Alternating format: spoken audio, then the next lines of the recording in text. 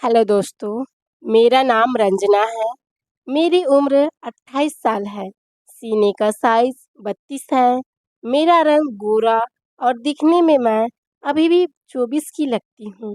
काले घने बाल, गुलाबी होंठ, मस्त सुरीली बड़ी बड़ी आंखें। जो भी देखे मेरा दीवाना हो जाए। मैं पेशे से एक डॉक्टर हूँ। जब मैं वाइट एप्रन पहनकर अपने क्लिनिक में घुसती हूँ तो मरीज मुझे देखकर मस्त हो जाते हैं। मैं गांव में छोटा सा क्लिनिक चलाती हूँ। मेरी आवाज़ में भारीपन और हल्का मिठास है। आज सुबह सुबह की बात है। बाहर बहुत तेज बारिश हो रही थी। तभी दरवाज़ा खुला और बहुत ही स्मार्ट, आकर्षक, सुंदर सा लड़का मेरे पास आया। नाम था उसका राहुल। उम्र 30 साल। नशीली आंखें, मदमस्त सुडौल शरीर, जिसे देखते ही कोई लड़की या औरत उसकी दीवानी हो जाए। उसने अंदर आते ही मुझसे कहा, डॉक्टर साहिबा, बारिश की वजह से बाहर मेरा पैर फिसल गया और मैं गिर गया, जिसकी वजह से मेरी कमर में मोच आ गई है। बहुत दर्द हो रहा है और मुझसे चला भी नहीं जा रहा है। मैंने मुस्कुराकर कहा, बैठो राहुल, मैं देखती हूँ कहाँ पर दिक्कत हो रही है। मैंने ग्लव्स पहने और उससे कहा, अपने कपड़े ऊपर कर लो और दिखाओ कहाँ पर दर्द और मोच है। मैंने उसके कमर के निचले हिस्से में अपनी उंगलियां घुमाई। धीरे धीरे मेरे स्पर्श से उसकी सांसें तेज हो गई, पर वह चुपचाप बैठा रहा। मैंने बोला, यहाँ दबाऊं क्या? वो बोला, हाँ डॉक्टर साहिबा, बस वही सही जगह छुआ है आपने। मैंने कहा, राहुल, तुम्हारे कमर के निचले हिस्से की मांसपेशियां गिरने की वजह से खींच गई है। तुम्हें हर रोज मालिश की ज़रूरत होगी।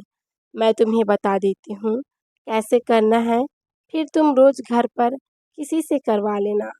फिर मैंने कहा, तुम बेड पर उल्टा लेट जाओ, मैं थोड़ा तेल लगाकर मालिश कर दूंगी, दर्द और मोच थोड़ा कम हो जाएगा।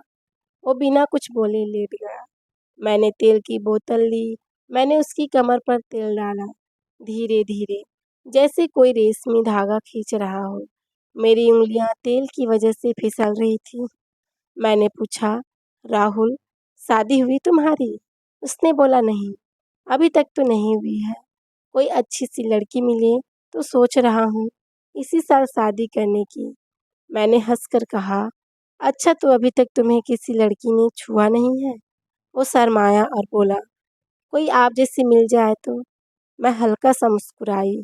मालिश करते करते मैंने उसकी कमर के नीचे हाथ ले जाकर दबाया। उसे गुदगुदी हुई। उसने कहा, डॉक्टर साहिबा, जरा धीरे करिए। मैंने कहा, दर्द तो यही हो रहा है ना। मेरी उंगलियां उसके जांग में किनारे तक पहुंच गई। उसकी सांसें तेज चलने लगी और उसका पसीना छूटने लगा। मैंने तेल और डाला। अब मेरी हथेली और उसकी त्वचा पर फिसल रही थी, ऊपर नीचे। वो बोला, डॉक्टर साहिबा, आपके हाथ में जादू है। मैंने कहा, राहुल, जादू तो अभी बाकी है। मैंने उसकी कमर के निचले हिस्से में और तिल डाला और धीरे धीरे मालिश करने लगी। राहुल के अंदर एक अजीब सी बेचैनी थी। उसने मेरा हाथ पकड़ना चाहा, लेकिन मैंने झट से उसका हाथ हटा दिया। अब मैंने उसके पैंट के बेल्ट पर उंगली रखी, बस छुआ। वो चौंका। मैंने कहा, नारा ढीला करो। मैंने और तेल डाला। अब मेरी उंगलियां उसकी जांघों के अंदरूनी हिस्से पर थी। वो कराह रहा था। मैंने पूछा, अब बताओ राहुल, दर्द कहाँ है? उसने कहा, डॉक्टर साहिबा, अब दर्द कहीं और है। उसने धीरे से अपना पेंट नीचे किया। मैंने देखा उसके इनरवियर पर तेल के धब्बे थे। मैंने हल्के हाथों से मसाज जारी रखा। राहुल सिसक उठा। वो कुंवारा था और एक स्त्री के स्पर्श ने उसके तन बदन पर झटका सा लगने लगा।